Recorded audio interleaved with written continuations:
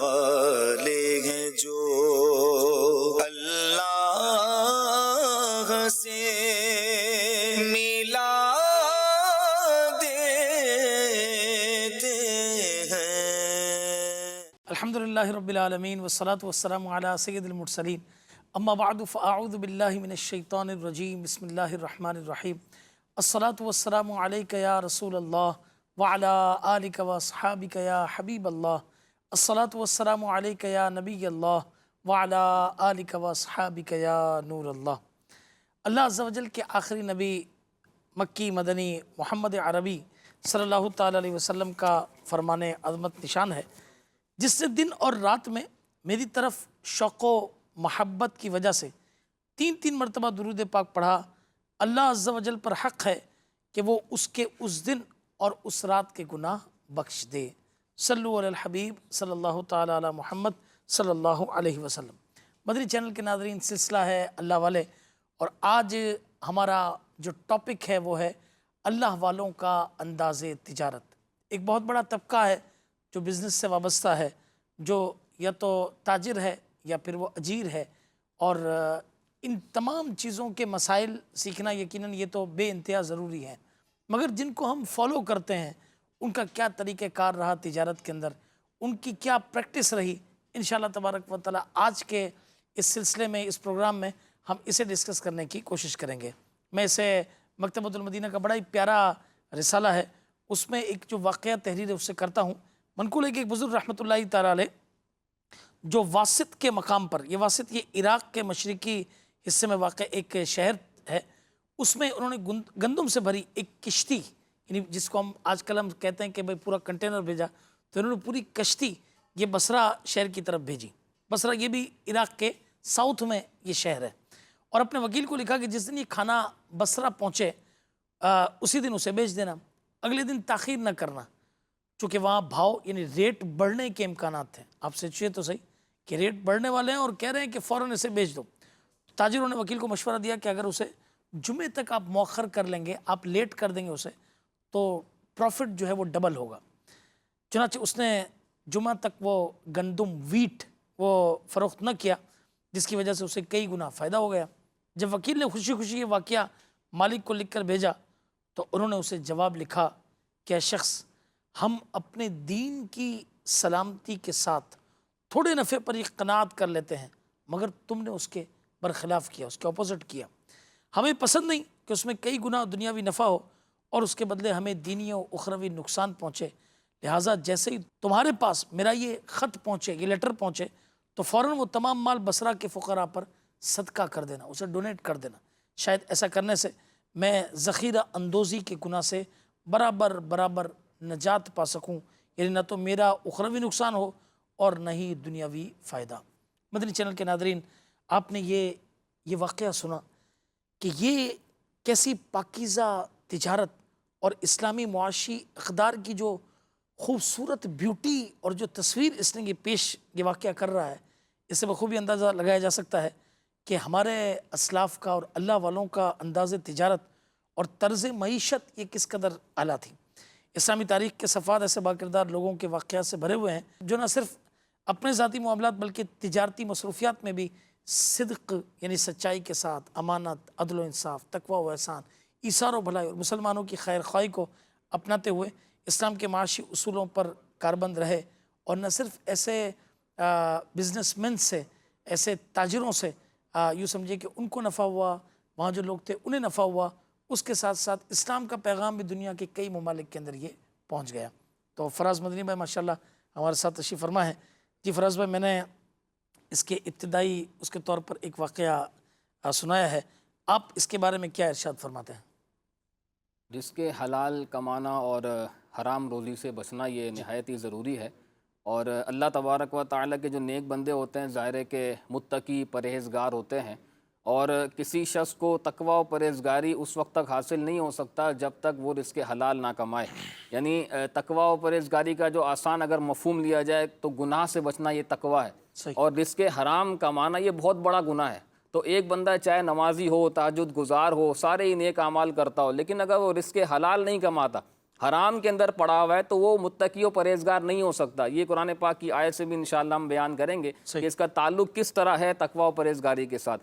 اور اللہ تبارک و تعالیٰ نے قرآن پاک میں کئی مقامات پر رزق حلال کمانے کی تلقین ارشاد فرمائی ہے، رزق حرام سے بچنے کا جو ہے وہ لوگوں کو ارشاد فرمایا ہے۔ اللہ تبارک و تعالیٰ سورہ بقرہ کی آیت نمبر 57 میں ارشاد فرماتا ہے کلوا من طیبات ما رزقناکم، کہ ہم نے جو تمہیں پاکیزہ روزی عطا فرمائی ہے اس میں سے کھاؤ۔ سبحان اللہ۔ رزق حلال یا رزق طیب یہ کیا ہوتا ہے کہ ایک تو وہ چیز فی نفسی ہی خود بھی جائز ہو، حلال ہو، اور حاصل بھی حلال ذریعے سے ہوئی ہو، اس میں رشوت کا، غصب کا، چوری کا جو ہے وہ عنصر نہ پایا جاتا ہو، تو یہ طیب اور حلال رزق کہلاتا ہے۔ اسی طرح اللہ تبارک و تعالیٰ نے سورہ بقرہ ہی کی آیت نمبر 168 میں ارشاد فرمایا یا ایھا الناس کلوا مما فی الارض حلالا طیبا ولا تتبعوا خطوات الشیطان انہ لکم عدو مبین۔ فرمایا کہ اے لوگوں، زمین میں جو اللہ تبارک و تعالیٰ نے پاکیزہ چیزیں رکھی ہیں اس میں سے کھاؤ، اور شیطان کی اتباع نہ کرو، شیطان کے قدموں پر نہ چلو، بے شک وہ تمہارا کھلا دشمن ہے۔ اب یہاں پر بھی جو رزق حلال کے ساتھ شیطان کی اتباع کرنے سے بچنے کا فرمایا گیا ہے، اس سے علماء فرماتے ہیں کہ یہ تعلق ہے کہ اگر کوئی شخص رزق حرام کی طرف جاتا ہے تو گویا کہ وہ شیطان کے قدموں پہ چلتا ہے۔ اسی طرح آپ ایک اور دیکھیں سورہ مائدہ کے اندر اللہ تبارک و تعالیٰ نے ارشاد فرمایا وَكُلُوا مِمَّا رَزَقَكُمُ اللَّهُ حَلَالًا طَيِّبًا وَاتَّقُوا اللَّهَ الَّذِي أَنْتُمْ بِهِ مُؤْمِنُونَ، کہ اللہ تبارک و تعالیٰ نے جو پاکیزہ اور حلال چیزیں عطا فرمائی ہیں اس میں سے کھاؤ، اور اللہ تبارک و تعالیٰ سے ڈرتے رہو، اس رب سے ڈرتے رہو جس پر تم ایمان رکھنے والے ہو۔ تو اب یہاں دیکھیں کہ یہاں پر ایمان کے بارے میں فرمایا کہ تم اپنے رب پر ایمان رکھتے ہو، اس سے ڈرو، اور پھر اس سے پیچھے جو ہے وہ رزق حلال کا ایک تعلق ہے، یعنی پتہ چلا کہ جو رزق حلال کماتے ہیں تو ان کے اندر تقوی و پرہیزگاری جو ہے وہ آنا شروع ہو جاتی ہے۔ اور رزق حلال کی اگر مزید اہمیت کو سمجھنا ہو تو سورہ مؤمنون کی آیت نمبر 51 ہے، وہاں پر اللہ تبارک و تعالیٰ نے رسولوں کو ارشاد فرمایا یا ایھا الرسل کلوا من الطیبات واعملوا صالحا، ارشاد فرمایا کہ اے رسولوں حلال اور پاکیزہ روزی کھاؤ اور نیک اعمال کرو، اور اللہ تبارک و تعالیٰ جانتا ہے جو تم کرنے والے ہو۔ تو یہاں پر علماء نے فرمایا کہ جو انبیاء کرام ہیں، جو رسول ہیں، آپ ان سے تصور نہیں کر سکتے کہ وہ معاذ اللہ حرام روزی کمائیں گے یا برے اعمال کی طرف جائیں گے۔ تو پھر کیا وجہ ہے کہ اللہ تبارک و تعالیٰ نے انبیاء کو ارشاد فرمایا کہ حلال روزی کماؤ؟ تو فرمایا کہ اس کی بنیادی وجہ یہ ہے کہ انبیاء کرام چونکہ ایک رول ماڈل ہوتے ہیں، ایک جو ان کو فالو کیا جاتا ہے، تو جب انبیاء کرام کو بیان کیا جائے گا کہ حلال روزی کمانی ہے، نیک اعمال کرنے ہیں، تو امت خود بخود فالو کرے گی۔ اور اصل وجہ یہ ہے کہ اس چیز کی اہمیت اجاگر کرنی تھی کہ رزق حلال کمانا کتنا ضروری ہے۔ اور پھر یہاں پر مزید ایک بات یہ ہے کہ اعمال صالحہ میں تو رزق حلال ویسے ہی آ گیا، تو پھر الگ سے اس کو ہائی لائٹ کیوں کیا گیا؟ وہی بات ہے کہ اس کی اہمیت کو اجاگر کرنے کے لیے کہ رزق حلال کا روحانیت سے، عبادت سے، دعا کی قبولیت سے بہت گہرا تعلق ہے۔ ماشاءاللہ۔ اور اگر آپ دیکھیں کہ فراز مندی میں نے انبیاء کرام علیہ السلام کی یہ بات کہی، تو انبیاء کرام علیہ السلام کیسے رول ماڈل بنے کسب حلال کے حوالے سے، اور انہوں نے کیسا انداز تجارت اسے اختیار کیا۔ تو کئی انبیاء کرام علیہ السلام کے مطلب یہ یوں سمجھے کہ ان کے پیشے یہ ملتے ہیں، خود نبی کریم علیہ السلام کا پیشہ یہ ملتا ہے۔ چنانچہ حضرت آدم علیہ السلام یہ اولاً کپڑا سازی کا کام کیا کرتے تھے، پھر آپ کھیتی باڑی بھی کرنے لگے۔ حضرت نوح علیہ السلام لکڑی کا پیشہ ان کا تھا۔ حضرت ادریس علیہ السلام یہ درزی یہ تھے، یعنی کپڑے سیتے تھے۔ حضرت ہود و صالح علیہ السلام یہ تجارت کرتے تھے۔ حضرت ابراہیم و لوط علیہ السلام یہ بھی کھیتی باڑی کرتے تھے۔ حضرت شعیب علیہ السلام یہ جانور پالتے تھے۔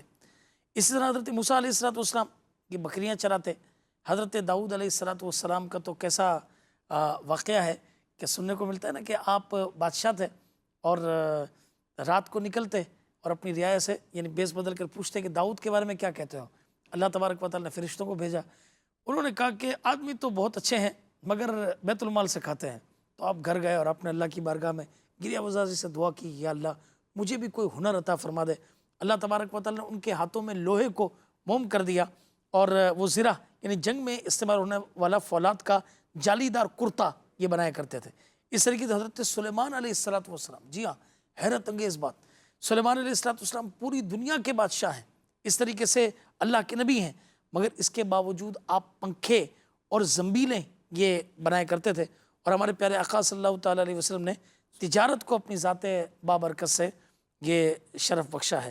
تو کیسے یعنی یوں سمجھے کہ کاروبار تھے، کئی اور جتنے جن کا پتہ چل سکا کاروبار کا وہ کتابوں میں موجود ہے. باقی انبیاء کرام علیہ السلام تو سارے اللہ کے کیسے نیک بندے ہیں. انہوں نے کس طرح جو سمجھے کہ عبادت کی، تبلیغ دین کی، اس طرح حلال کمانے اور کھانے کا بھی کیسا اہتمام کیا ہوگا کہ دنیا یوں سمجھے کہ ان کے پیچھے چلی ہوگی. جی حضور. بالکل ایسا ہی ہے. جس طرح کہ پہلے آیت مبارکہ کا ایک مقصد بھی بیان کیا گیا کہ اس کی اہمیت، اور دوسرا یہ کہ انبیاء کرام علیہ السلام کو خاص طور پر ارشاد فرمانے کا مقصد یہ ہے کہ جو امت ہے، جو آنے والے لوگ ہیں، وہ اس چیز کو فالو کریں اور رزق حلال ہی کی طرف توجہ دیں. اور رزق حلال کا جیسے میں نے عرض کیا کہ بڑا ہی گہرا تعلق ہے ہماری عبادات کے ساتھ، ہماری روحانیت کے ساتھ، اور کئی احادیث مبارکہ ملتی ہیں جس میں رزق حلال کی طرف توجہ دلائی گئی ہے.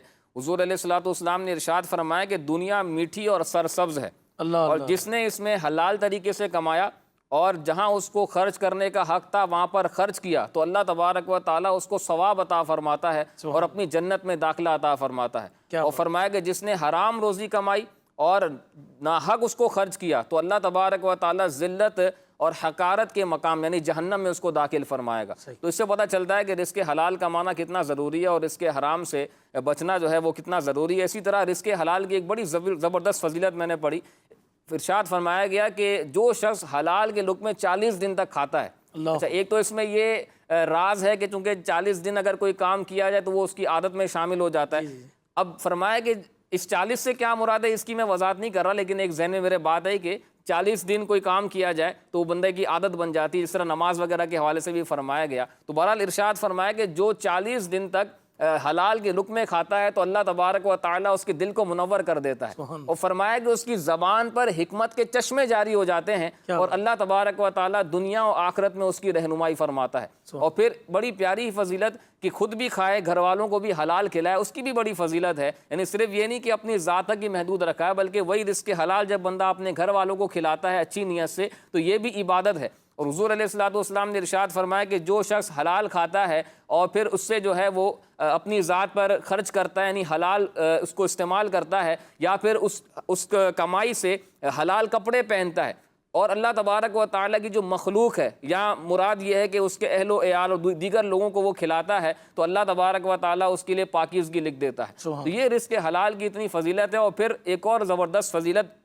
یہ بھی ہے، یہ حدیث پاک میں ہے کہ سعد ابن ابی وقاص رضی اللہ تعالیٰ عنہ نے حضور علیہ السلام کی بارگاہ میں عرض کی کہ یا رسول اللہ صلی اللہ علیہ وسلم آپ دعا فرمائیں کہ میں مستجاب الدعوات ہو جاؤں، یعنی میری ہر دعا قبول ہوا کرے. حضور علیہ السلام نے ارشاد فرمایا کہ اے سعد اپنی غذا کو پاک کر لو، مستجاب الدعوات ہو جاؤ گے. اور ارشاد فرمایا کہ اس ذات کی قسم جس کے قبضہ قدرت میں میری جان ہے، اگر کوئی شخص 40 دن تک حرام کماتا ہے تو اس کا کوئی عمل جو ہے وہ قبول نہیں کیا جاتا. اور فرمایا کہ جس بندے کا گوشت سود اور حرام خوری سے ہوگا اس کے لیے آگ زیادہ بہتر ہے. تو یہاں سے بھی پتہ چلتا ہے کہ رزق حلال کمانے کی کتنی اہمیت ہے، اور تجارت جو ہے وہ رزق حلال کمانے کا ایک بہترین ذریعہ ہے. ایسا ہی ہے. ماشاءاللہ بڑی اچھی بات یہ آپ نے ارشاد فرمائی. اگر ہم انبیاء کرام علیہ السلام کے بعد فراز پہ غور کریں تو صحابہ کرام علیہم رضوان یہ ایک امت کے لیے رول ماڈل ہیں. اچھا، قرآن مجید فرقان حمید کی آپ نے بہت ساری آیات کوٹ کی، اس میں آپ نے کچھ نماز اور دعا اور مستجاب الدعوات ہونے کے ساتھ ساتھ یہ آپ نے یہ تذکرہ فرمایا. تو اللہ پاک نے قرآن مجید فرقان حمید سورہ نور کی آیت نمبر 37 کے اندر اللہ تعالیٰ ارشاد فرماتا ہے رجال اللہ تلہیہم تجارت ولا بیع عن ذکر اللہ و اقام الصلاۃ و ایتاء الزکاۃ. وہ مرد جن کو تجارت اور خرید و فروخت اللہ کے ذکر اور نماز قائم کرنے اور زکوٰۃ دینے سے غافل نہیں کرتی. تو دیکھیے بندہ جب تجارت کر رہا ہے، اب یہ اپنے لیے کر رہا ہے، اپنے بال بچوں کے لیے کر رہا ہے کہ وہ اچھی نیتیں یقیناً یہ ہوں گی کہ نبی کریم علیہ السلام نے ایک نوجوان کو دیکھا کہ وہ بہت کوششیں کر رہا تھا. صحابہ کرام علیہ رضوان نے عرض کی کہ یا رسول اللہ صلی اللہ علیہ وسلم کاش کی کوشش یہ دین کے لیے ہوتی. تو فرمایا نا کہ اگر یہ اس لیے کر رہا ہے کہ یہ اپنے بال بچوں کو بھوکا نہ رہنے دے، کسی کا آگے ہاتھ نہ پھیلائے، اپنے والدین کی کفالت، اس طرح کے جو الفاظ تھے. اس میں الفاظ پڑھ دیتا ہوں. ارشاد فرمایا کہ اگر یہ شخص اپنے چھوٹے بچوں کے لیے رزق کی تلاش میں نکلا ہے تو یہ اللہ پاک کی راہ میں ہے. اگر یہ شخص اپنے بوڑھے والدین کے لیے رزق کی تلاش میں ہے تو بھی اللہ پاک کی راہ میں ہے. اور اگر یہ اپنی پاک دامنی کے لیے رزق کی تلاش میں نکلا ہے تو بھی اللہ کی راہ میں ہے. اور اگر یہ دکھاوے اور تفاخر کے لیے نکلا ہے تو پھر یہ شیطان کی راہ میں ہے. اللہ اکبر، کتنے پیارے یہ الفاظ ہیں. اچھا، اب اس میں اگر آپ دیکھیں کہ اللہ کے حقوق اور یہ بندوں کے حقوق، ٹھیک ہے، یہ دونوں چیزیں یہ اس کے اندر یہ آ گئیں۔ اب یہ اس کو بیلنس صحابہ کرام علیہم رضوان کیسے کرتے تھے، یہ مفتی قاسم صاحب نے اپنی تفسیر کے اندر اسی آیت کے تحت لکھا کہ حضرت عبداللہ ابن عمر رضی اللہ تعالیٰ عنہ بازار میں تھے کہ مسجد میں نماز کے لیے اقامت کہی گئی جو جماعت سے پہلے کہی جاتی ہے، تو آپ رضی اللہ تعالیٰ نے دیکھا کہ بازار والے اٹھے اور دکانیں بند کر کے مسجد میں داخل ہو گئے۔ یہ دیکھ کر آپ رضی اللہ تعالیٰ نے فرمایا کہ آیت رجال اللہ تلہیہم ایسے ہی لوگوں کے حق میں نازل ہوئی۔ اور میرے شیخ طریقت امیر علیہ سنت نے اپنی کتاب فیضان نماز میں لکھی، کس کے ریفرنس سے؟ کیمیہ سعادت کے ریفرنس سے، کہ امام غزالی رحمۃ اللہ تعالیٰ علیہ یہی 18ویں پارے کی سورہ نور کی آیت تحریر فرمانے کے بعد آپ لکھتے ہیں کہ اس کی تفسیر کے اندر یہ ہے کہ رجال اللہ تلہیہم تجارت ولا بیع عن ذکر اللہ و اقام الصلاۃ و ایتاء الزکاۃ، کہ وہ مرد جنہیں غافل نہیں کرتا کوئی سودا اور نہ خرید و فروخت اللہ کی یاد اور نماز برپا رکھنے اور زکوٰۃ دینے سے۔ تو فرمایا کہ یہ وہ لوگ تھے کہ اگر ان میں کوئی لوہار ہوتا تھا، یعنی کوئی لوہے کا کام کر رہا ہوتا تھا، اور وہ اگر ضرب یعنی چوٹ لگانے کے لیے ہتھوڑا اوپر اٹھائے ہوئے ہوتا اور اذان کی آواز سنتا، تو اب ہتھوڑا لوہے پر مارنے کے بجائے فوراً اسے رکھ دیتا۔ حالانکہ آپ مجھے بتائیے کہ ایک ضرب میں دیری کتنی لگتی ہے، اور ہمارا یہ حال ہے کہ اذان ہو جاتی ہے نا، ہاں ابھی جاتے ہیں، بس ابھی تو اذان ہوئی ہے نا ابھی۔ اچھا، بعض جگہوں پر تصویب کا سلسلہ ہے کہ تصویب یعنی جماعت سے 5 منٹ پہلے کوئی درود شریف پڑھا جاتا ہے، اعلان کیا جاتا ہے، یہ تصویب یہ کہلاتی ہے۔ ہمارے یہاں عرف 5 منٹ کا ہے، ویسے ضروری نہیں ہے کہ 5 منٹ ہی ہو، یہ ٹھیک ہے، یعنی یہ کہ 5 منٹ پہلے وہ کہا جاتا ہے، یہ ضروری نہیں کہ 5 منٹ ہی ہو۔ اچھا، اب یہ ہوا تو ہاں بس بولا 5 منٹ رہ گئے نا، ابھی چلتے ہیں۔ ابھی جن کی قریب بالکل کھڑی ہوتی ہے، یوں سمجھے کہ جماعت کھڑے ہونے والی ہے اور دکان بالکل قریب ہے، تو کہتے ہیں بس ابھی یہ اقامت ابھی جاتے ہیں اور ترکیب کرتے ہیں، یہاں تک پہنچنے میں جماعت ہی چھوٹ جاتی ہے۔ اچھا، تو فرمایا اسی طریقے سے اگر کوئی چمڑے کا کام کرنے والا چمڑے میں سوئی ڈالے ہوتا اور اذان کی آواز سنتا تو اس کے کانوں میں پڑی ہوتی یہ آواز، تو سوئی باہر نکالے بغیر چمڑا اور سوئی وہیں چھوڑ کر باجماعت نماز کے لیے مسجد کی طرف چل پڑتا۔ اللہ ایسا جذبہ ہمیں بھی دیکھ کہ کس طرح اللہ والوں نے یہ تجارت کی، اللہ تعالیٰ ہمیں بھی جذبہ عطا فرمائے۔ حضرت مزید کیا آپ فرمائیں گے کہ احادیث طیبہ یا اس کے ساتھ ساتھ جو واقعات ہیں، تو کیا بزرگوں کا کیا ایٹیٹیوڈ رہا اس حوالے سے؟ بزرگان دین رحمہم اللہ المبین کے تو اتنے واقعات ہیں کہ بس عمل کرنے والا اگر بندہ بن جائے تو ظاہر ہے کہ اس کی دنیا بھی سنور جائے گی، آخرت بھی سنور جائے گی۔ کئی ایسے واقعات ہیں کہ ایک تو یہ ہے نا کہ حلال پروفٹ رکھنا، جو ایک پروفٹ ہے وہ رکھنا، لیکن بعض بزرگان دین تو ایسے گزرے ہیں کہ انہوں نے اپنی ذات پر لازم کر لیا تھا کہ میں نے اس سے آگے بڑھنا ہی نہیں ہے، اتنا ہی پروفٹ لینا ہے، اور اس کے پیچھے نیت کیا ہوتی تھی؟ مسلمانوں کی خیر خواہی۔ ایک واقعہ سری سختی رحمۃ اللہ علیہ کا ملتا ہے کہ آپ نے بازار سے بادام خریدے اور اس 60 دینار میں خریدے، اور اس کا ریٹ آپ نے مقرر کیا کہ میں 3 دینار جو ہے وہ نفع لوں گا، 63 دینار میں اس کو بیچوں گا۔ یہ آپ نے اپنے آپ سے عہد کیا ہوا تھا کہ میں نے 3 دینار سے زیادہ نفع نہیں رکھنا۔ اب آپ نے جب بیچنے کے لیے وہ پروڈکٹ مارکیٹ میں آپ لائے تو ایک خریدنے والا آیا اور عرض کرنے لگا کہ حضور یہ جو بادام ہے یہ کتنے کی ملے گی؟ اس کا ایک میرے خیال میں 96 سا وہ بادام تھی، 96 سا، تو آپ نے فرمایا کہ یہ 63 دینار کی ہے۔ تو وہ شخص کہنے لگا کہ حضرت اس کی تو ریٹ اب بڑھ گئے ہیں، اب یہ 90 روپیز کی ہو گئی ہے، 90 دینار کی ہو گئی ہے، تو آپ مجھے اتنے میں دیں، اس سے تو کم تو مارکیٹ کا ریٹ ہی نہیں ہے۔ تو آپ نے ارشاد فرمایا کہ بھئی مارکیٹ کا ریٹ جو بھی ہو، میں نے اپنے آپ سے عہد کیا ہوا ہے کہ میں 3 دینار سے زیادہ نفع نہیں رکھوں گا۔ یہ گفتگو ان دونوں کے درمیان چلتی رہی، نہ وہ 63 سے زیادہ دینے پر جو ہے وہ راضی تھے کہ میں اس سے زیادہ پروفٹ لوں، اور نہ ہی یہ 90 سے کم دینے پر تیار ہو رہے تھے کیونکہ مارکیٹ کا ریٹ ہے۔ یعنی دونوں کے نزدیک خیر خواہی کا جذبہ تھا کہ جب مارکیٹ میں یہ ریٹ چل رہا ہے تو پھر میں کم کیوں لوں، اور وہ فرمانے لگے کہ بھئی میں نے اپنے آپ سے جو عہد کیا ہوا میں اس پر جو ہے وہ پابند رہوں گا۔ تو یہاں تک کہ ان دونوں کا سودا ہی نہیں ہوا۔ یعنی آج کے دور میں اس طرح کی مثال جو ہے وہ بس کتابوں کے اندر ہی موجود ہے، ملنا بہت مشکل ہے، ناممکن تو ہم نہیں کہتے لیکن مشکل ضرور ہے۔ تو یہ جو ہے وہ اولیاء کرام کا ذہن ہوا کرتا تھا۔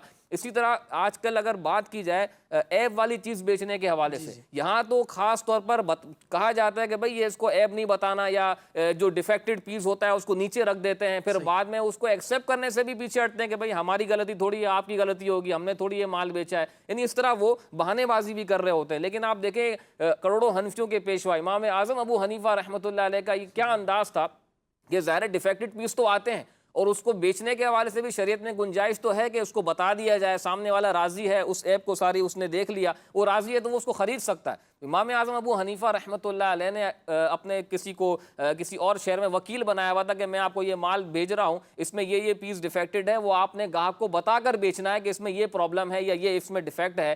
تو اب ہوا یہ کہ انہوں نے جو ہے وہ آگے اس کو بتایا نہیں کہ یہ اس طرح کا ڈیفیکٹ اس پیس کے اندر پایا جا رہا ہے اور اس طرح بیچ دیا۔ تو آپ امام اعظم ابو حنیفہ رحمۃ اللہ علیہ کو جب یہ بات پتہ چلی تو آپ نے اس کو اس بات سے منع کیا اور آپ نے پھر ساری رقم جو ہے وہ صدقہ کر دی۔ تو یہ امام اعظم کا جذبہ ہوا کرتا تھا، کروڑوں حنفیوں کے پیشوا، تو ہمیں تو ان کو فالو کرنا چاہیے اس معاملے کے اندر۔ تو اگر جس طرح میں نے پہلے عرض کیا کہ ڈیفیکٹڈ پیس آ جاتا ہے، اب یا تو اس کی ایک صورت یہ ہے کہ آپ اس کو جو ہے وہ بتا دیں کہ بھائی اس میں یہ پرابلم ہے، یہ ڈیفیکٹ ہے، اگر آپ لینا چاہیں تو لے لیں، اور جو اس کی پرائس بنتی ہے وہ اس کو بتا دیں۔ اگر سامنے والا راضی ہو جاتا ہے تو ٹھیک ہے، لیکن چھپانا، دھوکہ دینا، پھر بعد میں اگر پتہ چلے کہ بھائی یہ ڈیفیکٹ پہلے سے موجود تھا، ایک تو ہے کہ اس کے پاس نکلا، اس کی الگ صورتیں، آپ جب بیچ رہے تھے اسی وقت اس کے اندر یہ عیب موجود تھا، اب آپ اس کو لینے سے بھی انکار کرنے کہ بھائی میں تو نہیں لیتا یا میرے پاس تو یہ عیب نہیں تھا، بہانے بازی کرنا اس طرح، تو یہ بڑی غلط بات ہے۔ اور حضور علیہ الصلوۃ والسلام نے ارشاد فرمایا من غش فلیس منا، جو دھوکہ دیتا ہے وہ ہم میں سے نہیں ہے، یعنی ہمارے طریقے پر نہیں ہے، ہماری سنت پر نہیں ہے۔ تو اس طرح بزرگان دین کے کئی واقعات اگر ہم پڑھنا چاہیں، بات وہی ہے کہ پڑھا بہت جاتا ہے، سنایا بہت جاتا ہے، لیکن عمل کا جذبہ بھی پیدا کرنا چاہیے۔ مارکیٹ میں یہ سچویشن سامنے آیا ہے، اور مارکیٹ میں ہو اور کیسے یہ اس کو خیر ہم یوں کہیں کہ مشکل ضرور ہے، ناممکن نہیں ہے۔ اللہ تبارک و تعالیٰ یوں سمجھے کہ عمل کی توفیق عطا فرمائے۔ ایک کوشچن میرے سامنے آیا ہے، مگر وہ ہے آپ کی پچھلی بات کے حوالے سے۔ آپ نے یہ مستجاب الدعوات ہونے کی بات ارشاد فرمائی کہ بھائی اپنی کمائی پاکیزہ کر لو، یہ جو خلاصہ اس کا تھا، تو انشاءاللہ دعائیں قبول ہوں گی۔ تو کیا رزق حلال کا دعا کی قبولیت سے کوئی تعلق، یعنی اتنا تعلق ہے کہ یعنی اگر یہ حلال روزی نہیں جائے گی اندر تو یہ دعائیں وغیرہ یہ سارے معاملات؟ رزق حلال کا دعا کی قبولیت سے اتنا گہرا تعلق ہے کہ ہم سوچ بھی نہیں سکتے۔ یعنی رزق حرام جو ہے یہ دعا کی قبولیت کے سامنے بہت بڑا بیریئر ہے۔ صحیح۔ جو بندہ رزق حرام کماتا ہوگا اس کی دعا قبول نہیں ہو سکتی، یہ احادیث کا مضمون ہے۔ آپ دیکھیں جو میں نے روایت ابھی بیان کی تھی سعد بن ابی وقاص رضی اللہ تعالیٰ عنہ والی، اسی سے واضح ہوتا ہے کہ مستجاب الدعوات بننے کا ایک ذریعہ جو ہے وہ رزق حلال کمانا ہے۔ لیکن اگر کوئی شخص رزق حرام کماتا ہے تو اس کو کیا نقصان ہوتا ہے؟ آج کے دور میں ظاہر ہے ہر بندہ یہ غور سوچتا ہے کہ ہماری دعا قبول نہیں ہو رہی اور وہ چاہتا ہے کہ میری دعا قبول ہو۔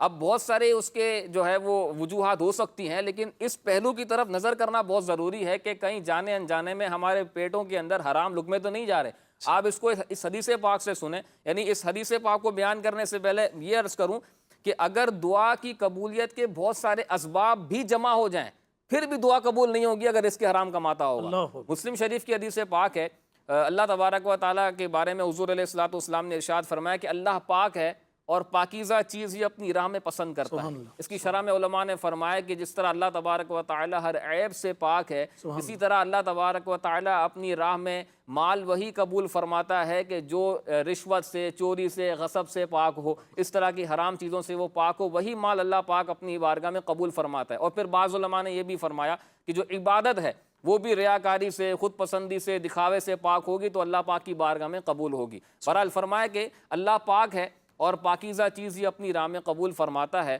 اور پھر حضور فرماتے ہیں کہ اللہ تبارک و تعالیٰ نے لوگوں کو اس بات کا حکم دیا جو اس نے اپنے رسولوں کو دیا ہے، جس طرح میں نے ابھی آیت پڑھی تھی یا ایھا الرسول کلوا من الطیبات واعملوا صالحا انی بما تعملون علیم، کہ اے رسولوں حلال اور پاکیزہ روزی کھاؤ اور نیک اعمال کرو، بے شک میں جانتا ہوں کہ جو تم کرنے والے ہو۔ اور مومنوں کو بھی ارشاد فرمایا، جس طرح میں نے قرآن پاک کی آیات پڑھی ہیں کہ لوگوں کو ارشاد فرمایا کہ حلال اور پاکیزہ روزی کھاؤ۔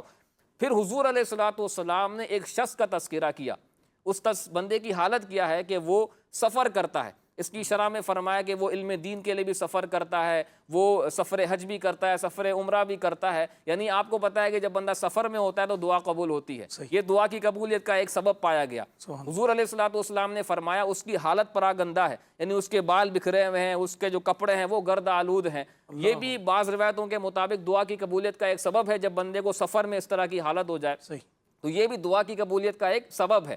پھر حضور علیہ الصلوۃ والسلام نے فرمایا کہ یہ شخص ہاتھ اٹھاتا ہے اپنے رب کی بارگاہ میں اور اپنے رب کی بارگاہ میں یا ربی کہہ کے دعا کرتا ہے۔ اللہ۔ اچھا، اس یا ربی کے بارے میں آپ کو بتاؤں کہ اعلیٰ حضرت امام اہل سنت رحمۃ اللہ علیہ نے لکھا ہے، فضائل دعا کے اندر موجود ہے کہ جو 5 مرتبہ یا ربنا کہتا ہے اس کی دعا قبول ہوتی ہے۔ اور سورہ ابراہیم کے اندر ابراہیم علیہ السلام نے جو رب کی بارگاہ میں دعائیں کی، وہاں پر 5 مرتبہ یا ربنا موجود ہے، اور علماء نے فرمایا کہ اللہ پاک نے ابراہیم علیہ السلام کی وہ ساری دعائیں قبول فرمائیں۔ اب آپ دیکھیں کہ اس یا ربی اور یا ربنا ایک ہی ہے۔ یا ربی کا مطلب میرے رب، یا ربنا کا مطلب ہمارے رب، یعنی یہاں پر بھی دعا کی قبولیت کا اتنا بڑا سبب موجود ہے۔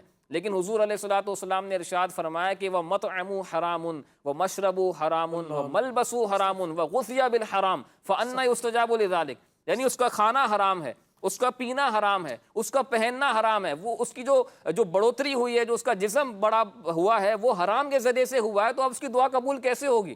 تو آپ دیکھیں کہ دعا کی قبولیت کے لیے کتنا بڑا بیریئر بن گیا یہ رزق حرام، کہ دعا کی قبولیت کے اتنے سارے اسباب اور آداب موجود ہونے کے باوجود بھی اس کی دعا قبول نہیں ہو رہی۔ اچھا، اسی طرح موسیٰ علیہ السلام کے بارے میں ایک واقعہ ذکر کیا گیا کتابوں کے اندر کہ آپ ایک مقام سے گزر رہے تھے، تو آپ نے ایک شخص کو دیکھا کہ وہ رو رو کے ہاتھ اٹھا کے رب کی بارگاہ میں دعائیں کر رہا ہے، اور وہ یہی کہہ رہا ہے کہ یا اللہ میری دعا قبول فرما لے۔ تو اس موسیٰ علیہ السلام نے اللہ کی بارگاہ میں عرض کی کہ یا اللہ پاک اس کی دعا قبول فرما لے۔ تو اللہ پاک نے وہی نازل فرمائی کہ اے موسیٰ، اگر یہ اتنی دعائیں کرے، رو رو کے اس کا دم نکل جائے اور یہ اس کے ہاتھ اتنے بلند ہو جائیں کہ آسمان تک پہنچ جائیں، پھر بھی میں اس کی دعا قبول نہیں کروں گا۔ موسیٰ علیہ السلام نے عرض کی یا اللہ پاک اس کی حکمت کیا ہے، وجہ کیا ہے؟ تو اللہ پاک نے ارشاد فرمایا کہ یہ حرام کھاتا ہے، حرام پہنتا ہے، اس کے گھر کے اندر حرام موجود ہے۔ تو آپ دیکھیں کہ یہ دعا کی قبولیت میں کتنا بڑا بیریئر بن گیا رزق حرام۔ تو یہ لوگوں کی توجہ نہیں ہے صرف، حالانکہ میں نے اس سے پتہ چلتا ہے کہ یہ رزق حرام جو ہے وہ دعا کی قبولیت میں کتنا اثر انداز، مطلب نا قبول ہونے میں کتنا جو ہے وہ اپنا اثر رکھتی ہے۔ اچھا، دوسرا یہ کہ لوگ تو یہ کہتے ہیں نا کہ بھائی حضرت یہ تو ہم تو گھر والوں کے لیے کر رہے ہیں نا، تو ان کو کیسے سمجھائیں گے؟ اس کے سمجھنے کے لیے میں تو ابو اللیث سمرقندی رحمۃ اللہ علیہ کا ایک جو انہوں نے تذکرہ کیا وہ بیان کرتا ہوں، اس سے اندازہ بھی ہوگا اور ایک عبرت بھی حاصل ہوگی کہ آج جو ہم یہ بہانے بناتے ہیں یا یہ بس عذر پیش کر دیتے ہیں کہ بھائی گھر والوں کے لیے کرنا پڑتا ہے، کیا کریں، ہم تو اپنی تو کوئی خواہش نہیں ہے، بس گھر والوں کے لیے کرتے ہیں، تو بھائی گھر والوں کے لیے بھی وہ کرنا ہے جو حلال اور جائز ہو۔ یہ کس نے ہمیں کہا ہے کہ گھر والوں کے لیے آپ حرام کی جو ہے وہ روزی لا کر ان کی خواہشات کو پورا کریں؟ اور اگر یہ روایت بندہ سمجھ لے تو میرے خیال میں آئندہ کبھی بھی یہ عذر جو ہے وہ پیش نہیں کرے گا کہ میں گھر والوں کے لیے کرتا ہوں۔ ابو اللیث سمرقندی رحمۃ اللہ تعالی علیہ بیان کرتے ہیں کہ ایک شخص ایسا ہے کہ جو اپنے گھر والوں کے لیے حرام روزی کماتا ہے، صحیح، اور اس کے اہل و عیال، اس کے گھر والے، اس کی زوجہ اور اس کے جو بچے ہیں وہ اس کے قریبی رشتہ دار ہیں، تو قیامت کے دن اللہ تبارک و تعالیٰ کی بارگاہ میں یہی گھر والے، جس کے بارے میں بندہ کہتا ہے نا کہ میں گھر والوں کے لیے کرتا ہوں، یہی گھر والے اللہ پاک کی بارگاہ میں عرض کریں گے یا اللہ پاک اس بندے سے ہمارا حق دلا۔ وہ کہیں گے کہ اس نے ہمیں کبھی بھی علم دین نہیں سکھایا اور یہ ہمیں حرام لا کے کھلاتا تھا۔ اب کیا ہوگا کہ اس کو اتنا مارا جائے گا کہ اس کی کھال ساری جو ہے وہ اتر جائے گی، اور پھر جب فرشتے جو ہے وہ میزان عمل میں اس کی پہاڑ بڑ نیکیاں جو ہیں وہ لا کے رکھیں گے۔ اب ہوگا یہ کہ اس کے گھر والوں میں سے ایک شخص، یعنی یہ گھر والوں کا لفظ اب بٹھا لیں ذہن میں جو ہم عذر پیش کرتے ہیں، انہی گھر والوں میں سے ایک شخص آگے کہے گا کہ میری نیکیاں کم ہیں لہٰذا مجھے نیکیاں دلائی جائیں۔ اب وہ نیکیاں جو اس کی پہاڑ برابر تھیں وہ اس کو نیکیاں دی جائیں گی۔ اس کے بعد دوسرا شخص آئے گا، وہ بھی کوئی اس طرح کی بات کرے گا، یہاں تک کہ وہ ساری کی ساری نیکیاں اس کے گھر والوں میں تقسیم کر دی جائیں گی۔ اب وہ حرام روزی کمانے والا جو یہ کہتا تھا کہ میں گھر والوں کے لیے کرتا ہوں، اس کو کہا جائے گا کہ جب وہ دیکھے گا وہ کہے گا کہ میں جو ہے وہ اب میرے ساری نیکیاں جو ہے وہ میرے گھر والے لے گئے ہیں، اور اب میرے پاس صرف وہ گناہ رہ گئے جو میں تمہاری وجہ سے کرتا تھا۔ اور پھر فرشتے اعلان کریں گے کہ اس سے بڑا بد نصیب کون ہے کہ اس کی نیکیاں اس کے گھر والے لے گئے اور یہ ان کی وجہ سے جہنم میں جا رہا ہے۔ تو یہ سمجھنے کی بات ہے۔ اسی طرح آپ دیکھیں کہ بہاؤالدین زکریا ملتانی رحمۃ اللہ علیہ اپنی مریدوں کو یہ تلقین کیا کرتے تھے کہ رزق حلال کی طلب جاری رکھو، رزق حرام سے بچو۔ بڑی گہری بات آپ نے ارشاد فرمائی کہ جو برائی ہے، جو برے کام ہیں، جو بدکاری ہے، وہ صرف نسب میں خرابی کی وجہ سے نہیں ہوتا، بلکہ کئی مرتبہ ایسا ہوتا ہے کہ بندہ رزق حرام جو ہے وہ کما رہا ہوتا ہے جس کی وجہ سے وہ حرام میں پڑ جاتا ہے، لہٰذا حلال کی طلب جاری رکھو۔ اور پھر آپ دیکھیں کہ رزق حرام کس طرح بندے کو گناہوں میں مبتلا کرتا ہے۔ جو بندہ حرام کماتا ہے، اب وہ چاہے یا نہ چاہے، اس کے پاس علم ہو یا نہ ہو اس کے اعضاء گناہ میں مبتلا کر دیے جاتے ہیں. اور فرمایا کہ جو حلال روزی کماتا ہے تو پھر اس کے اعضاء اس کے تابع ہو جاتے ہیں اور پھر اس سے خیری ظاہر ہوتی ہے. تو پتہ چلتا ہے کہ جو بندہ رزق حلال کماتا ہے تو اس کا نیکیوں میں بھی دل لگتا ہے, نیکی کرنے کا اس کا جذبہ بڑھتا ہے, اور گناہ جب ہم کر رہے ہوتے ہیں تو اس طرف بھی توجہ ہو کہ کہیں یہ رزق حرام کی وجہ سے تو نہیں ہے. تو رزق حرام جو ہے یہ بہت ساری جگہوں پر نقصان پہنچا رہا ہوتا ہے لیکن ہماری توجہ نہیں ہوتی, اور اس کا بنیادی ایک وجہ یہ بھی ہو سکتی ہے کہ بندہ علم دین حاصل نہیں کرتا. اللہ اکبر. آپ نے دیکھا کہ رزق حرام کے یہ کتنی اس کی تباہ کاریاں ہیں, اور اس کا جو ایک بہت بڑا ریزن جو سمجھ میں آتا ہے وہ یہی لگتا ہے کہ علم دین کی کمی.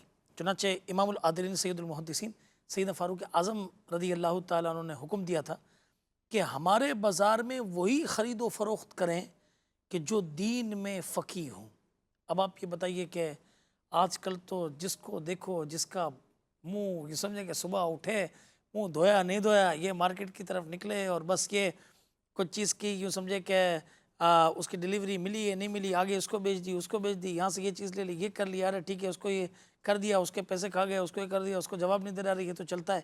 یہ کس طرح نظام چلے گا, کس طرح یعنی معاشرہ یہ بن سکے گا, کس طرح لوگ حلال کی طرف آئیں گے؟ خدا را ایسا نہ کیجیے, علم حاصل کیجیے, انشاءاللہ پھر آپ کو خیر و برکت بھی ملے گی. اچھا میں آپ کو ایک ٹپ دیتا ہوں, میرے ذہن میں فراز میں وہ بات آ رہی ہے. لوگ کہتے ہیں آپ نے یہ باتیں تو ساری کی مگر آپ یہ بتائیں کہ آدمی جلدی پیسے والا کیسے بن جائے, یہ بڑا ایک ضروری. اور آپ کو پتہ ہے ہمارے مہمان لوگ ہیں تو جلدی پیسے والا بننا, کیسے پیسے والا کیسے بنے آپ؟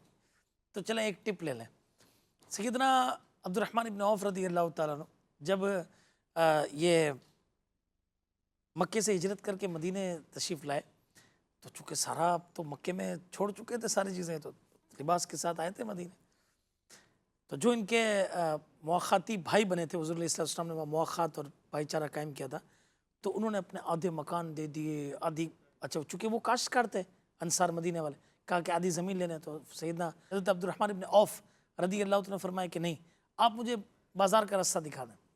اچھا یہ بازار گئے اور تھوڑے ہی عرصے میں تجارت کر کے کہاں سے کہاں یہ پہنچ گئے کہ کتابوں میں لکھا ہے کہ جب حضرت عبد الرحمن ابن عوف رضی اللہ تعالیٰ عنہ اور حضرت عثمان غنی رضی اللہ عنہ کا مال تجارت یہ مدینے میں آتا تھا تو مدینے میں دھوم مچ جایا کرتی تھی, ایسا یعنی کارواں یوں سمجھے کہ یہ آتا تھا. آج کل اگر آپ سمجھے کسی کی کنٹینر اگر کسی محلے میں اتریں, کسی چوراہے پہ اتریں تو کیسی دھوم مچ جائے, او فلانے کا مال ہے, اس طرح دھوم مچ جاتی. چنانچہ اسی طرح ایک مرتبہ یہ آیا کچھ کنٹینر, تو انہوں نے کہا کہ مدینے کے تجار تاجر جو ہے وہ بزنس مین پہنچے ان کے پاس کہ ہر 100 درہم یا 100 دینار کی چیز کے 125. تو انہوں نے کہا کہ نہیں ہم تو اس سے بھی زیادہ لیں گے. تو کہا ٹھیک ہے 150. تو کہا نہیں اس سے بھی زیادہ کی جو ہے نا وہ آفر ہے. تو کہا کہ ٹھیک ہے 250. تو کہا نہیں یہ بھی ٹھیک ہے. کہا 100 کے 200. تو کہا نہیں یہ بھی اس سے زیادہ کی آفر ہے. تو یہ سب کے سب گئے اور انہوں نے عرض کی کہ یہ آخر یہ کتنی مہنگائی حضرت عبد الرحمن ابن عوف رضی اللہ عنہ چاہتے ہیں. جب انہیں بلایا گیا اور پوچھا گیا تو انہوں نے بتایا کہ میں تو اس عظیم بارگاہ کی خدمت میں یہ دے چکا ہوں کہ جو مجھے ایک کے بدلے میں 700 عطا فرمائے گا. اور انہوں نے فرمایا کہ میرا سارا مال مدینے کے تمام لوگوں کے لیے یہ وقف ہے, جو اس میں سے جو چاہے یعنی اٹھا کر لے جائے اس کے لیے حلال ہے.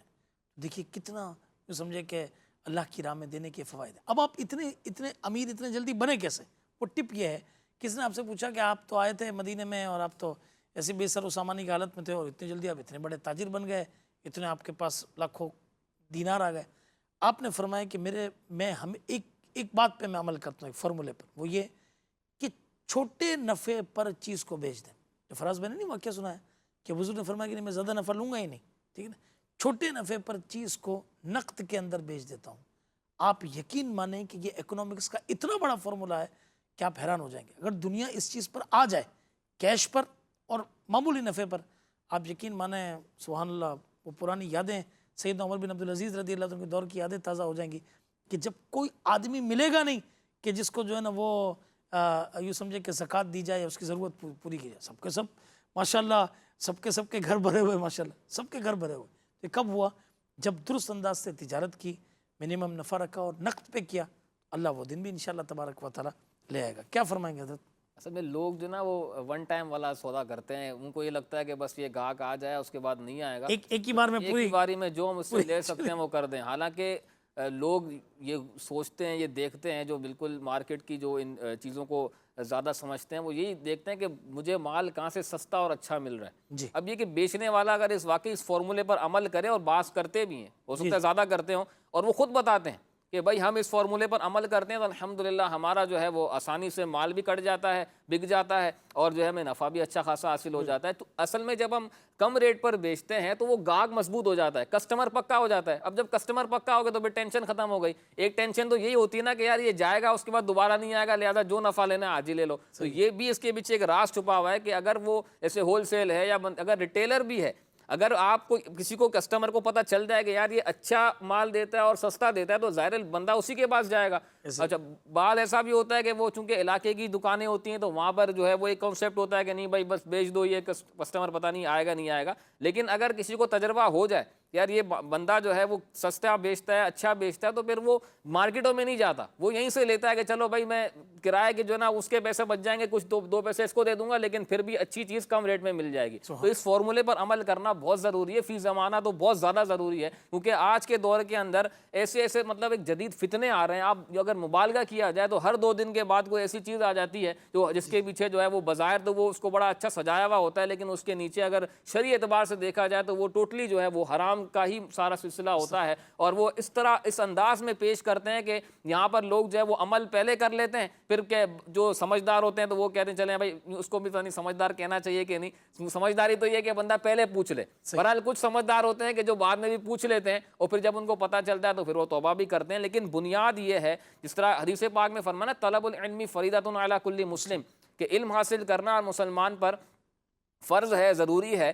تو یہاں پر اعلیٰ حضرت امام اہل سنت نے یہ بھی فرمایا کہ ہر بندے کی اپنی ضروریات جو اس کے ساتھ ہیں اس کا علم حاصل کرنا اس پر ضروری ہے۔ تو جو بندہ تاجر ہے اس کو بزنس کے ضروری مسائل سیکھنا فرض ہیں، یعنی آپ دیکھیں یہ فرض کا درجہ ہے۔ اگر وہ ضروری مسائل نہیں سیکھ رہا تو وہ تو ویسے ہی گناہ گار ہو رہا ہے، اگرچہ وہ حلال ذریعے سے کما رہا ہے، لیکن یہ جو اس کے علم نہ حاصل کرنے کا جو گناہ تھا وہ تو باقی ہے۔ اسی طرح جو اجیر ہے اس کو یہ کام کرنے کے حوالے سے مسائل سیکھنا ضروری ہے، جو مالک ہے اس کو جو ہے وہ اجیر رکھنے کے حوالے سے مسائل سیکھنا ضروری ہے۔ تو علم حاصل کرنا یہ فرض ہے۔ اور بہت ساری ایسی صورتیں ہوتی ہیں کہ بظاہر ہمیں لگ رہا ہوتا ہے کہ نہیں اس میں کیا مسئلہ، یہ تو صحیح ہے، تو بالکل جائز ہے، سب مارکیٹ والے کرتے ہیں، لیکن بہت مرتبہ اس طرح ہوتا ہے کہ مارکیٹ میں جو ٹرینڈ بن چکا ہوتا ہے وہ ٹوٹلی حرام ہوتا ہے۔ صحیح تو فرمایا۔ اس کے لیے دارالفتہ اہل سنت سے رہنمائی لی جائے، مفتیان کرام کے پاس جائیں اور علم دین حاصل کریں۔ اچھا یہ پتہ ہے فراز بھائی ایک ایسا ذہن بن گیا ہے کہ یار ہم مفتی صاحب کے پاس جا کے بیٹھیں گے نا، یہ کہیں گے کہ نہیں یہ صحیح نہیں ہے، بس آپ اس کو چھوڑ دیں۔ یاد رکھیے ایسا نہیں ہے،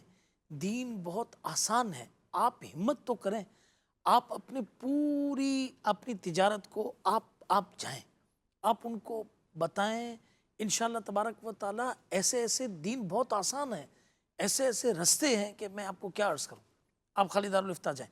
دوسری بات نگران شورا ایک بڑی اچھی بات کہتے ہیں کہ مطلب اس وقت مدنی چینل بھی ہر طبقے کا آدمی سن رہا ہوگا، کوئی انڈسٹریلسٹ ہوگا، کوئی بڑا جو ہے نا وہ فیکٹری انر ہوگا، کوئی کسی کا آفس اور کسی کا امپورٹ ایکسپورٹ بڑا ہوگا، بہت ہی سارے لاکھوں نہیں کروڑوں کماتے ہیں مہینے، یعنی سالوں میں اربوں خربوں کی ٹرن اوور ہے، اتنے سارے افراد رکھے ہوئے ہیں۔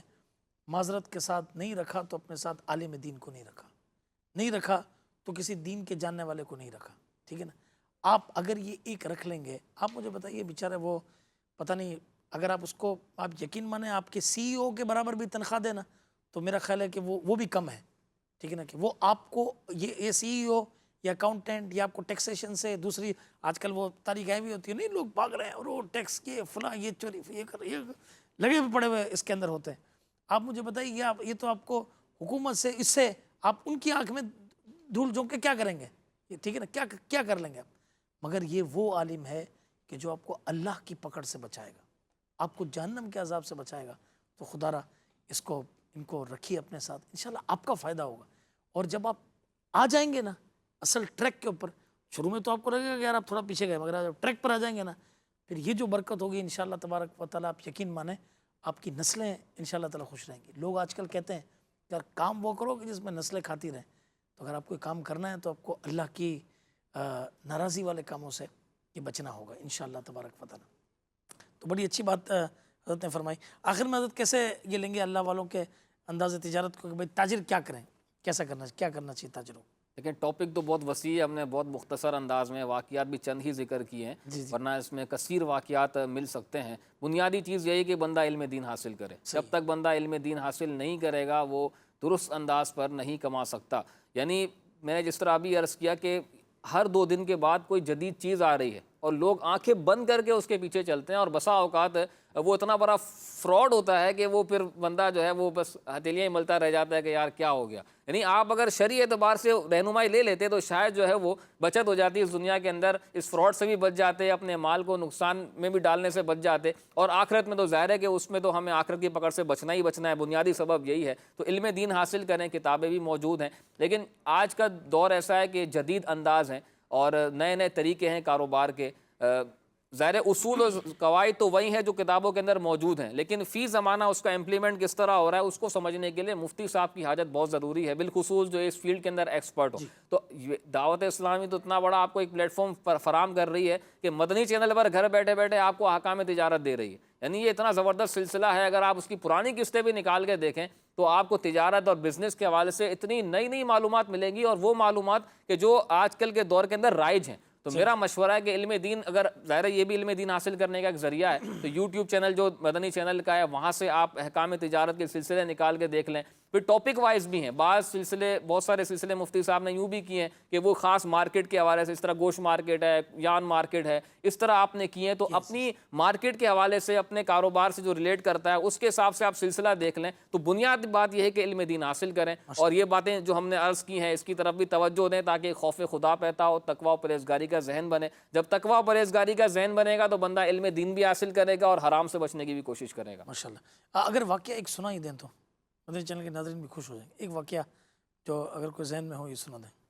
امام اعظم ابو حنیفہ رحمۃ اللہ کا ایک اور واقعہ ہے کہ آپ نے جو ہے وہ کسی کو بیچنے کے لیے جو مال دیا تو اس میں بھی یہی ہے کہ آپ نے ایک پروفٹ ریشو کر دیا کہ بھائی اتنا بیچنا ہے، ایسے زیادہ نہیں بیچنا ہے. صحیح. انہوں نے کیا کیا کہ کسی نے ان کو مشورہ دیا کہ حضرت آج آپ نہ بیچیں، آپ جو نا وہ کل بیچ دیجیے گا تو یہ آپ کو ڈبل پروفٹ ملے گا. تو ان وکیل جو تھے جن کو وکیل بنایا گیا تھا بیچنے کا، تو انہوں نے کیا کیا کہ ایک دن انتظار کیا اور آپ نے اس کو پھر ایک دن کے بعد بیچا. اور پھر جب امام اعظم کو یہ خوشخبری سنائی تو امام اعظم کے لیے یہ گویا خوشخبری نہیں تھی، کیونکہ آپ نے فرمایا تھا کہ بس مجھے یہ بیچنا ہے، اس ریٹ پر بیچنا ہے، اس سے زیادہ نفع نہیں چاہیے.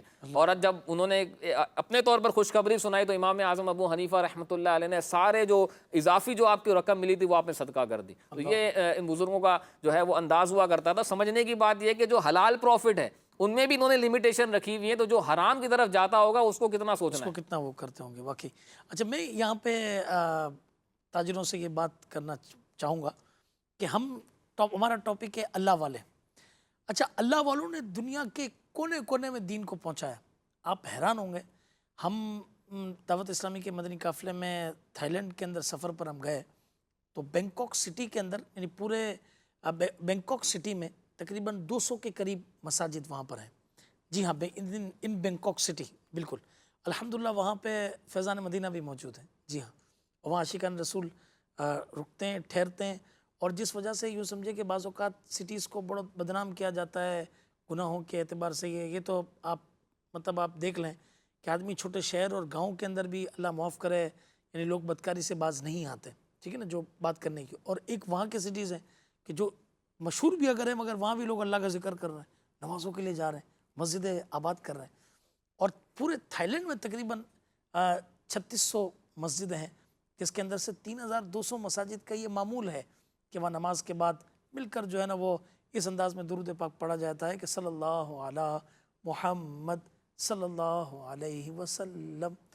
اب حیرت کی بات یہ تھی کہ یہاں پہ یہ مسجدیں کیسے بنی، یہاں اسلام کیسے پہنچا، کیسے پھیلا. تو وہاں کے جو لوگ تھے انہوں نے ہماری حیرت یعنی اس کا طلسم توڑتے ہوئے کچھ اس طرح بتایا کہ معاملہ یہ کہ یہاں سے بینکاک سے 70 کلومیٹرز دور ایک سٹی ہے، چھوٹا ٹاؤن ہے جس کا نام ایودھیا ہے. وہاں پر حضرت شاہ اللہ یار رحمۃ اللہ تعالیٰ علیہ ہیں. یہ عرب تاجر تھے اور یہ ولی اللہ ہیں، لہٰذا یہ یہاں پر تشریف لائے. انہوں نے تجارت بھی کی اور ان کے وے آف تجارت سے، انداز تجارت سے لوگ اتنے متاثر ہوئے کہ مسلمان ہو گئے. تو دیکھیے یہ اللہ والوں کا انداز تجارت کے دین کی کتنی بڑی خدمت کی. یاد رکھیے گا ایک تاجر دین کی بہت زیادہ خدمت کر سکتا ہے اگر وہ چاہے تو مزید فراز بھائی کچھ ارشاد فرمائیں کہ جیسے دین کی دعوت ہے، کس طرح ایک تاجر نماز کے لیے کوشش کرے، اپنے دیگر تاجران پر دکان ہے تو اس میں جائے، سپوز کہ وہ بلڈر ہے تو اس کے لیے اس کے پاس اتنی سارا لیبر کام کرے گی، انڈسٹریلسٹ ہے تو وہ تو وہ سمجھے کہ لوگوں کے سر ہی سر ہوتے ہیں، تو وہ اس کو کیا کرنا چاہیے تاکہ وہ دینی کاموں میں لوگ ایکٹیو ہو سکیں؟ ایک قاضی ایاز مالکی رحمۃ اللہ علیہ فرماتے ہیں کہ جب بندہ یہ غور کرتا ہے کہ وہ کہاں سے کما رہا ہے اور اس چیز کی طرف غور کرتا ہے کہ اس کا رزق حلال ہے، اس کا اہتمام کرتا ہے، تو اللہ تبارک و تعالیٰ اس کو صدیق لکھ دیتا ہے۔ سبحان اب دیکھیں اتنا بڑا مرتبہ اگر کسی کو مل جائے تو اس کی زبان میں بھی کیسا اثر ہوگا۔ کیا بات اور ظاہر ہے کہ جب بندہ تجارت کرتا ہے تو اس سے ریلیشن رکھنے والے، اس کے ریفرنس، اس کے تعلقات بڑھ جاتے ہیں، اور ظاہر ہے کہ ایک بڑے لیول پر بندہ کام کرتا ہے تو اس کی بات میں اثر بھی ہوتا ہے، چھوٹے لیول پہ بھی ہو تو کچھ نہ کچھ اس کے جو ہے وہ اطراف میں ایسے لوگ ہوتے ہیں جو اس کی بات ماننے والے ہوتے ہیں، نہ بھی ماننے والے ہوں تو اگر مارکیٹ کے اندر کسی بندے کا ایک نام ہو گیا، یار یہ ماشاءاللہ یار بالکل سچ بولنے والا تاجر ہے اور اچھی چیز دیتا ہے، عیب ہوتا ہے تو بتا دیتا ہے، تو اس کی مارکیٹ میں ساکھ بن جاتی ہے۔ یعنی ہر بندہ اس کی تعریف کرے گا کہ یار نہیں جو بھی ہے، چلو ایک کاروباری اعتبار سے ہمارا جیسا بھی ریلیشن ہے لیکن بندہ سچا ہے۔ تو آپ کی لوگ اگر تعریف کر رہے ہیں اور آپ کی مارکیٹ میں اس طرح کی ساکھ بن جاتی ہے تو آپ دیکھیں کہ آپ کی جو بات ہے اس کا اثر کتنا ہوگا لوگوں کے اوپر۔ تو اگر آپ جس وقت جماعت کا ٹائم ہو جائے آپ خود بھی دکان بند کر دیں، یا کوئی دو مسجدیں قریب ہیں وہاں پر اگر اس طرح سلسلہ ہو جائے کہ ایک جگہ آپ نماز پڑھنے چلے گئے، پھر اپنے ورکرز کو بھی بھیج دیا، یعنی نماز کا یوں خاص اہتمام کیا جائے، پھر آپ جاتے جاتے نیک اعمال پر عمل کرنے کی نیت سے دو اسلامی بھائیوں کو، دو تاجروں کو یا ایک تاجر کو نیکی کی دعوت بھی دے دیں کہ بھائی آئیں ہم نماز پڑھنے چلتے ہیں، تو دیکھیں کتنا جو ہے وہ لوگوں پر اثر پڑے گا کہ یار ایک مثالی تاجر بن جائے گا آج کے دور کے اندر۔ آج کل یہ ہوتا ہے نا کہ جیسے کوئی اپرچونٹی آتی ہے نا، یار میں یہ کر رہا ہوں، یہ پلاٹ لے رہا ہوں، آپ کو لینا ہے ٹھیک ہے آپ بھی کریں نا، اچھا دوسرا بھی ہاں کہ یہ کر رہا ہے اس کو بھی دو پیسے کا فائدہ ہوگا، اور آدمی تو ایسا ہے کہ ہمیشہ اس نے فائدہ کیا ہے، کیا ہاتھ ڈالے تو مٹی کو سونا کر دے، تو چلو اپنے بھی لیں، مگر وہی جو نماز کی دعوت نہیں دے گا، اچھا دوسرا بھی دوسری چیزیں قبول کرے گا، نماز کی دعوت کو قبول نہیں کرے گا۔ تو آپ نے نماز کی دعوت دیتے رہنی ہے، اسے چاہیے قبول کرے، نہ بھی قبول کرے تو ہم نے اپنا کام یہ کرتے رہنا ہے۔ اچھا حضرت اپنے یہاں تو ایک بڑا معاملہ ہے نا کہ بھائی کوئی وظیفہ تو ہونا چاہیے نا، کہ یہ کیسے اگر یہ وظیفہ ہوگا تو جو ہے نا وہ ذرا تھوڑا سا کچھ ایسا ہو کہ بھائی آپ نے کیا کہتے ہیں وظیفہ یہ اگر یہ دیا جائے تو بڑا زبردست ایک رسالہ ہے مکتبۃ المدینہ کا، یہی اللہ والوں کا انداز تجارت، اس میں بڑے بابرکت وظائف یہ دیے ہوئے ہیں، چند عرض کرتا ہوں، اس کے بعد آخری کلمات ہم انشاءاللہ تبارک و تعالیٰ سنیں گے ہمارے فراز مدنی بھائی سے۔ نبیوں کے تاجور محبوب رب اکبر صلی اللہ تعالیٰ علیہ وسلم نے ارشاد فرمایا، جس نے استغفار کو اپنے اوپر لازم کر لیا اللہ عز و جل اس کی ہر پریشانی دور فرما دے گا اور ہر تنگی سے راحت عطا فرمائے گا، اور اسے ایسی جگہ سے رزق عطا فرمائے گا جہاں سے اسے گمان بھی نہ ہو سکے۔ اللہ اکبر۔ دوسرا ایک مدنی پھول قبول کیجئے۔ ملفوظات اعلیٰ حضرت میں ہے کہ ایک صحابی رضی اللہ تعالیٰ عنہ خدمت اقدس صلی اللہ تعالیٰ علیہ وسلم میں حاضر ہوئے اور عرض کی کہ دنیا نے مجھ سے پیٹ پھیر لی۔ فرمایا کیا وہ تسبیح تمہیں یاد نہیں جو تسبیح ہے ملائکہ کی اور جس کی برکت سے روزی دی جاتی ہے؟ خلق کی دنیا آئے گی تیرے پاس ذلیل و خوار ہو کر۔ فرمایا طلوع فجر کے ساتھ، یعنی جیسے فجر کا وقت شروع ہو، صبح صادق یعنی روزہ بند کرنے کا جس کو ہم ٹائم کہتے ہیں صبح صادق کا، جیسے یہ ہو تو فرمایا کہ 100 مرتبہ یہ کہو سبحان اللہ العظیم و بحمدہ استغفر اللہ۔ اس میں بھی دیکھیے استغفار کا ذکر ہے۔ ان صحابی رضی اللہ عنہ کو 7 دن نہ گزرے تھے کہ خدمت اقدس میں حاضر ہو کر عرض کی کہ حضور دنیا میرے پاس اس کثرت سے آئی کہ میں حیران ہوں کہ کہاں اٹھاؤں اور کہاں رکھوں۔ ابھی دیکھیے کتنا آسان عمل ہے، اس سے بھی آسان عمل۔ جی ہاں، حضرت سہل بن سعد رضی اللہ عنہ بیان کرتے ہیں کہ ایک شخص نے حضور اقدس شفیع روز محشر صلی اللہ علیہ وسلم کی خدمت بابرکت میں حاضر ہو کر اپنی مفلسی کی شکایت کی۔ آپ صلی اللہ تعالی علیہ وسلم نے ارشاد فرمایا جب تم گھر میں داخل ہو، توجہ سے سنیے گا اور یہ دیکھیں کیا بیان ہو رہا ہے، اور ہم گھر میں داخل ہوں تو کیا کرتے ہیں یہ بھی دیکھیے کہ جب تم گھر میں داخل ہو تو گھر والوں کو سلام کر لو، اور اگر کوئی نہ ہو تو مجھ پر بھی سلام عرض کرو، یعنی السلام علیکم ایھا النبی، اور ایک بار قل ھو اللہ شریف پڑھو۔ اس شخص نے ایسا ہی کیا، پھر اللہ تعالیٰ نے اس کو اتنا مالا مال کر دیا کہ اس نے اپنے ہمسائیوں اور رشتہ داروں کی بھی خدمت کی۔ سبحان اللہ، کتنے آسان یہ عمل ہے۔ اچھا ہمارا کیا ایٹیٹیوڈ ہے، ہم گھر میں داخل ہوتے ساتھ ہی وہ جو یہاں اس کو آواز نکالی، اس کو کیا، ارے پانی لاؤ، ارے اے سی بھی آن کر کے نہیں دیکھا اتنی گرمی کا موسم ہے فلاں، ارے بھائی لوگ پریشان ہو جائیں گھر میں جیسے ہی ہم آئیں، تو یہ نہیں۔ السلام علیکم ورحمۃ اللہ وبرکاتہ، یہ کریں۔ گھر والے سلام کے مستقبل بار جھک جھک کر، ایک بھی نہیں، وہ نہیں کس نے کہا، دو ہاتھوں کو رکھ کے سلام کرتے ہیں، سلام کر رہے ہوتے ہیں۔ تو میرے بھائی گھر میں بھی جب داخل ہوں تو سلام کرنے گھر والوں تو زیادہ اس کے مستحق ہیں، اور پھر اس کے بعد السلام علیکم ایھا النبی کہہ لیں، ایک بار سورہ اخلاص پڑھ لیں، پھر اس کی برکتیں انشاءاللہ پائیں، کیونکہ نبی کریم علیہ السلام کے سچے فرامین اس پر بس خالی یوں سمجھے کہ اس سے رکھیں آپ، اس پہ صدق دل کے ساتھ یقین کر رکھیں، انشاءاللہ ضرور آپ کا کام ہوگا۔ جی حضور آخر میں کیا فرمائیں گے کہ تاجروں کے لیے کیا اللہ والوں کے انداز تجارت سے کیا سبق ہے؟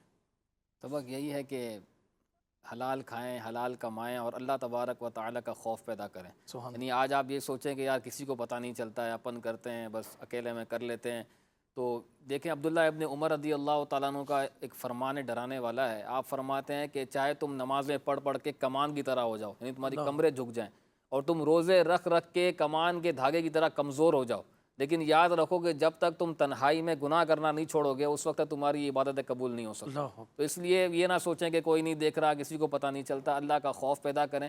یہ تقویٰ و پرہیزگاری، یہ خوف خدا انشاءاللہ آپ کو حلال کی طرف لے کر آئے گی، اور جب خود حلال کھائیں گے، حلال کمائیں گے، گھر والوں کو حلال کھلائیں گے، تو انشاءاللہ دل میں سکون اور اطمینان پیدا ہوگا، عبادت میں بھی دل لگے گا، دنیا بھی اچھی ہو جائے گی اور آخرت میں بھی انشاءاللہ کامیابی نصیب ہو جائے گی۔ ماشاءاللہ ماشاءاللہ، بڑی پیاری باتیں کہ میرے سامنے یہاں پہ ایک روایت گزری کہ حضرت سیدنا معاذ ابن جبل رضی اللہ عنہ سے روایت ہے کہ دو جہاں کے تاجور سلطان بحر صلی اللہ تعالیٰ علیہ وسلم نے ارشاد فرمایا، بے شک سب سے پاکیزہ کمائی ان تاجروں کی ہے جو بات کریں تو جھوٹ نہ بولیں۔ یعنی یہ یوں سمجھ لیں کہ یہ ایک اللہ والوں کا بھی انداز تجارت اسی قسم کا ہے کہ جب بات کریں تو جھوٹ نہ بولیں، جب ان کے پاس امانت رکھی جائے تو خیانت نہ کریں، جب وعدہ کریں تو اس کی خلاف ورزی نہ کریں، جب کوئی چیز خریدیں تو اس میں عیب نہ نکالیں، جب کچھ بیچیں تو اس کی بیجا تعریف نہ کریں، جب ان پر کسی کا آتا ہو تو اس کی ادائیگی میں سستی نہ کریں، کل آنا، پرسوں آنا، ارے دیکھ نہیں تھے کام کا ٹائم ہے، پیسے لینے آ گئے، ابھی شام کے 4 بجے کے بعد پیمنٹ ہوتی ہے، بھائی ابھی سے کیا لینے کے لیے آ گئے؟ نہیں، ایسا نہیں، آتا ہو تو سستی نہ کریں، اور جب ان کا کسی پر آتا ہو تو اس کی وصولی کے لیے سختی نہ کریں۔ کتنے پیارے یہ اعمال ہیں، تو اللہ تبارک و تعالی نصیب فرمائے۔ میں نوجوانوں کو ایک ٹپ دینا چاہوں گا۔ آج کل ٹھیک ہے یہ حالات کی بنا پر سروس کا رجحان بڑھ رہا ہے کہ بھئی جو ہو، ہم کیوں اپنے آپ کو پرابلم کے اندر ڈالیں، اور پرابلم ہی بزنس مین فیس کریں، ہمیں تو لگی بندی جو ہے مل رہی ہے نا، ٹھیک ہے۔